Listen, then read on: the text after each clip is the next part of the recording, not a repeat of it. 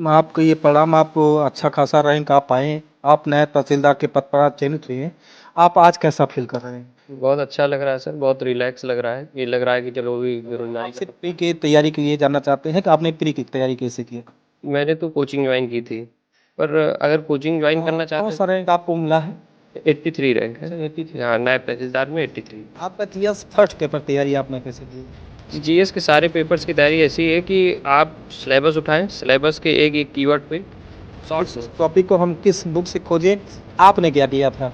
उसके लिए देखिए आप टॉपिक उठाइए कोई भी टॉपिक, उसका नाम अभी तो गूगल पे एआई पे इतना आ गया है, एक बार न्यूज़पेपर गो थ्रू कर लेता था और उसके बाद जब एग्ज़ाम आता था उससे पहले जो कंपाइलेशंस आते हैं।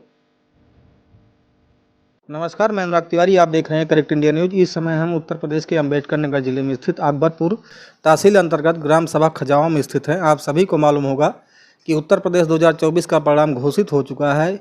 ऐसे में ग्राम सभा खजावा से हर्ष सिंह, जिनकी अच्छी खासी एक रैंक आई है, और आप सभी को मालूम होगा कि हर्ष सिंह को नायब तहसीलदार का पद जो है अलॉट हुआ है। तो हम इनकी सफलता की रणनीति पर हम बात करेंगे, और जितने भी चाहे वो यूपीएससी कैंडिडेट हों, चाहे यूपीपीएससी के कैंडिडेट हों, जो तैयारी में लगे हुए हैं, कहीं न कहीं जानकारी के एक अभाव होता है, और ऐसे में जो है वो गलत ट्रैक पर, या जो है कहीं जो भी कुछ पाते हैं उसी ट्रैक पर चल पड़ते हैं। ऐसे में सफलता उनसे कहीं न कहीं जो है दूर होती चली जाती है। एक सटीक रणनीति के लिए हम हर्ष सिंह के पास पहुँचे हुए हैं। आप सभी जानते हैं कि नायब तहसीलदार के पद पर वो इस समय जो है चयनित हुए हैं। तो हम इनकी सफलता की कहानी पर बात करेंगे कि आखिर इनका संघर्ष कैसा रहा, कैसी रणनीति इन्होंने जो है अपनाया और आज उस मुकाम पे पहुँचे हैं। हम सबसे पहले हम उन्हीं से बात करते हैं। तो आपके सामने हैं हर्ष सिंह, हम उन्हीं से बात कर लेते हैं। सबसे पहले हर्ष, आपका स्वागत है। धन्यवाद सर। आप सबसे पहले बताएं कि आपका ये जो आपका ये परिणाम, आप अच्छा खासा रैंक आप पाए, आप नए तहसीलदार के पद पर आज चयनित हुए हैं। आप आज कैसा फील कर रहे हैं? बहुत अच्छा लग रहा है सर, बहुत रिलैक्स लग रहा है। ये लग रहा है कि चलो अभी बेरोज़गारी का ठप्पा हट गया, काफ़ी लंबे समय से तैयारी कर रहे थे, बहुत अच्छा लग रहा है। अच्छा, आप तैयारी कहाँ करते थे? तैयारी शुरुआत में तो मैं दिल्ली गया था कोरोना के समय, लेकिन कोरोना आ गया तो मैं कोचिंग छोड़ के फिर आ गया था घर। तो कोरोना के बाद इलाहाबाद वापस गया हूँ, तब से इलाहाबाद रह रहा हूँ। अच्छा, मीडियम क्या था आपका? मीडियम इंग्लिश था। अच्छा, इंग्लिश मीडियम। जी। ये आपका कौन सा अटेम्प्ट था ये? ये पीसीएस का चौथा अटेम्प्ट था शायद, चौथा प्रीलिम्स था, पहला मेंस था, पहला इंटरव्यू। अच्छा, यूपीएससी भी आपने दी है? जी, यूपीएससी में मैंने 4 अटेम्प्ट दिए हैं। इसमें 2 बार मेंस लिखा है, 1 बार इंटरव्यू दिया है। 2024 में इंटरव्यू दिया था पर वो फाइनल सिलेक्शन नहीं हो पाया। तो उसके बाद फिर पीसीएस पे मैंने फोकस किया। तो अभी पीसीएस में पहला मेंस था, पहला इंटरव्यू और सिलेक्शन हुआ है नायब तहसीलदार पे। अब हम बात करेंगे आपसे वो प्री और मेंस और इंटरव्यू तीनों पे आपने कैसी रणनीति अपनाई, ताकि जो भी कैंडिडेट देखें उनको ये जानकारी मिल सके कि पीसीएस के प्री में हम कैसी रणनीति अपनाएं, मेंस में कैसी रणनीति अपनाएं, और उसके बाद इंटरव्यू। सबसे पहले हम आपसे प्री के तैयारी के लिए जानना चाहते हैं कि आपने प्री की तैयारी कैसे किया? मैंने तो कोचिंग ज्वाइन की थी, पर अगर कोचिंग ज्वाइन करना चाहते हैं तो कोई भी फाउंडेशन कोर्स कर सकते हैं किसी भी कोचिंग का। उसके बाद फिर उससे पहले अगर चाहें तो आप कुछ एनसीईआरटी बुक्स पढ़ सकते हैं। पर अगर बेसिक नॉलेज ठीक है और तो कोचिंग में मुझे लगता है वो बेसिक नॉलेज भी पढ़ा देते हैं, तो आप उसके नोट्स पढ़ सकते हैं, उसके जो स्टैंडर्ड बुक्स हैं वो पढ़ सकते हैं। सेल्फ स्टडी करना है तो उसके लिए फिर स्टैंडर्ड बुक्स ले लेनी चाहिए, उससे पढ़ के। उसके अलावा घटना चक्र एक आती है पीसीएस के लिए, वो पीसीएस के लिए रामबाण है। घटना चक्र खूब लगाएं, उसकी शॉर्ट नोट्स बना लें और बार बार रिवीजन करें।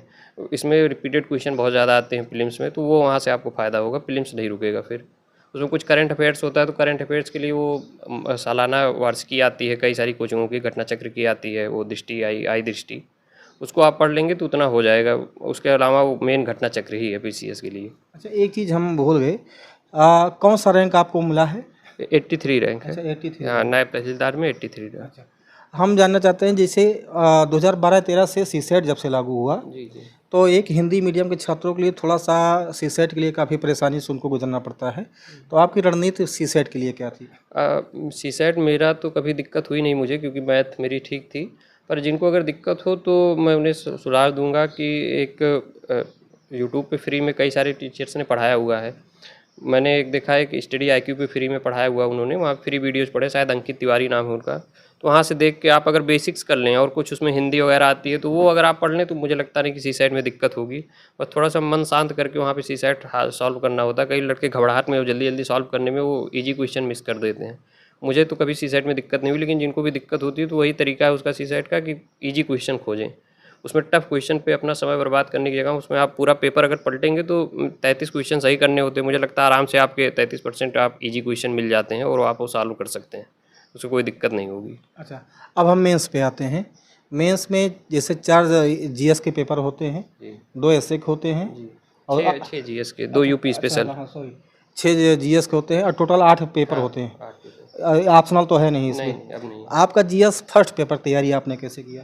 जीएस के सारे पेपर्स की तैयारी ऐसी है कि आप सिलेबस उठाएं, सिलेबस के एक एक कीवर्ड पे शॉर्ट नोट्स, 1-1.5 पेज 2 पेज का शॉर्ट नोट्स ऐसा बनाएं ताकि आप उसे मल्टीपल रिविजन्स कर सकें।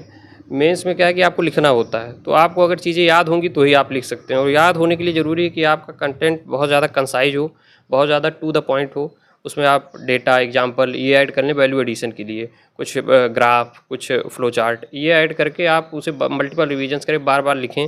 लिखना बहुत ज़रूरी है मेंस में। मेंस में अगर 50% काम रटने का है, 50% काम लिखने का है कि आप कितना ज़्यादा उसे लिखते हैं। प्रैक्टिस बहुत ज़रूरी है। अगर आप लिखेंगे तो याद होंगी चीज़ें, तो आपको वहाँ पे 7 मिनट में, क्योंकि 2 पेज लिखने होते हैं, तो आप आसानी से लिख पाएंगे। अगर याद नहीं वहाँ सोचने लगे तो फिर वो पेपर छूटने लगता है। जो जीएस में जैसे आपने बताया कि जीएस में जो सिलेबस है उसके लिए बच्चे खोजते हैं कि इस टॉपिक का हम जो है सिलेबस में कैसे पता है, इस टॉपिक को हम किस बुक से खोजें। आपने क्या किया था? उसके लिए देखिए, आप टॉपिक उठाइए, कोई भी टॉपिक, उसका नाम अभी तो गूगल पे, एआई पे इतना आ गया है कि आप गूगल डालिए, उस पर लिख दीजिए यूपी पीसीएस जीएस आंसर, तो उसका अपने आप सब आंसर बना के दे देता है। तो अभी बहुत ज़्यादा मेहनत करने की ज़रूरत नहीं पड़ती है। अभी एआई आ गया है, चाहे वो जेमिनाई हो, चैट जीपीटी हो, किसी से भी पूछेंगे, और जो कुछ स्टैंडर्ड बुक हैं वो रखे रहिए, किसी भी कोचिंग की नोट्स रखे रहिए बगल में, उनसे कुछ मिला के, कुछ गूगल का यूज़ करके आप बनाएंगे तो आराम से बन जाएंगे। अभी यूट्यूब पे भी कई सारे टीचर्स ने फ्री में पढ़ाया हुआ है, तो वहाँ से आप सहयोग ले सकते हैं। और शॉर्ट नोट्स बनानी बहुत ज़रूरी है। उसको जितना आप कंसाइज करते जाएंगे, जितना आप छोटे में अपने ज्ञान को ले आएंगे, वो उतना ज़्यादा ईजी होगा आपके लिए उसको एग्जाम में लिख पाना। अच्छा, एक सबसे बड़ी समस्या आती है करंट अफेयर के लिए। आपने करंट अफेयर की तैयारी कैसे किया? करंट अफेयर में न्यूज़पेपर पढ़ता था, पर उसकी न्यूज़पेपर की मैं कभी नोट्स नहीं बना पाया, क्योंकि वो बहुत बल्की होता था, बहुत समय लगता था। तो मैं ऐसे डेली एक बार न्यूज़पेपर गो थ्रू कर लेता था, और उसके बाद जब एग्ज़ाम आता था उससे पहले जो कंपाइलेशंस आती हैं, वो किसी की मैं आई दृष्टि की लेता था। एक मैंने बिहार की कोई कोचिंग है, मैं नाम भूल रहा हूँ, एडुटेरिया, उसकी भी बहुत शॉर्ट में दिया होता है पूरे साल भर का मटेरियल, तो मैं वही रिवाइज कर लेता था, तो उससे हो जाता था काम। प्रीलिम्स के लिए तो हो जाता है, मेंस के लिए आपको लिखना होता है, तो उसमें कुछ जो इंपॉर्टेंट टॉपिक्स न्यूज़ में रहे हों उनको आप एक बार उस पर कुछ नोट्स बना लें, एक एक पेज का, कि अगर पूछ लेता है तो आप उस पर लिख पाएँ। ये कहा जाता है कि यूपीएससी की प्रिपरेशन जो है एक लेंदी सिलेबस होता है। जी जी जी। इसमें हर विद्यार्थी, हर स्टूडेंट जो तैयारी में लगे हुए हैं और उनको ऐसा लगता है कि 2-3 दिन बाद ऐसा लगता है कि अब छोड़ दें या नहीं हो पा रहा है, थोड़ा सा उबन महसूस होती है। तो फिर सबसे बड़ी समस्या उस उबन को ख़त्म करके फिर नए सिरे से अपने आप को प्रिपेयर करें, अगले दिन से फिर लगना। तो आपने आपने कैसे उस चीज़ को हैंडल किया? देखिए, ये थकावट तो लगती है, खासकर जब आपको सफलता ना मिल रही हो, तो ऐसा भी संदेह भी होता है कि पता नहीं सही से तैयारी कर भी रहे हैं या नहीं। तो उसका है कि अपनी दिनचर्या को मोनोटोनस ना बनाएं। उसमें आप बांट लें कि सुबह उठेंगे तो कुछ देर आप पहले वॉक कर लीजिए, पढ़ाई करिए, फिर वो बीच बीच में ब्रेक्स रखिए कि आप इस समय 2 घंटा पढ़ेंगे तो चाय पी लेंगे, 2 घंटे बाद फिर आप लंच का समय है। तो ऐसे आप जब समय को बांट लेंगे तो वो आपको थकावट नहीं लगेगी। वो आपको थोड़ा वॉक कर लीजिए शाम को, तो 6-8 घंटे अगर आप नॉर्मली निकाल लेते हैं बीच बीच में ब्रेक कर करके, तो वो ज़्यादा इजी रहता है, बजाय कि आप पूरे दिन भर बैठे होंगे लाइब्रेरी में। तो उससे तो थकावट लग जाती है, 2-4 दिन में आदमी थकने लगता है, फिर वो पढ़ाई नहीं होती। एक बड़ा कन्फ्यूजन है लोगों में। कहा जाता है कि यूपीएससी और यूपीपीएससी की तैयारी के लिए घंटों घंटों मेहनत करनी पड़ती है। कुछ लोग कहते हैं 14 घंटे, कुछ लोग 16 घंटे। एक मेंटेनेंस लेवल के लिए, तैयारी के लिए आपके हिसाब से कितना पढ़ना चाहिए? अब मुझे लगता है, देखिए, एग्ज़ाम से अगर 2-3 महीना पहले तक अगर 6 घंटा 5 घंटा डेली लगभग पढ़ाई हो रही तो पर्याप्त है।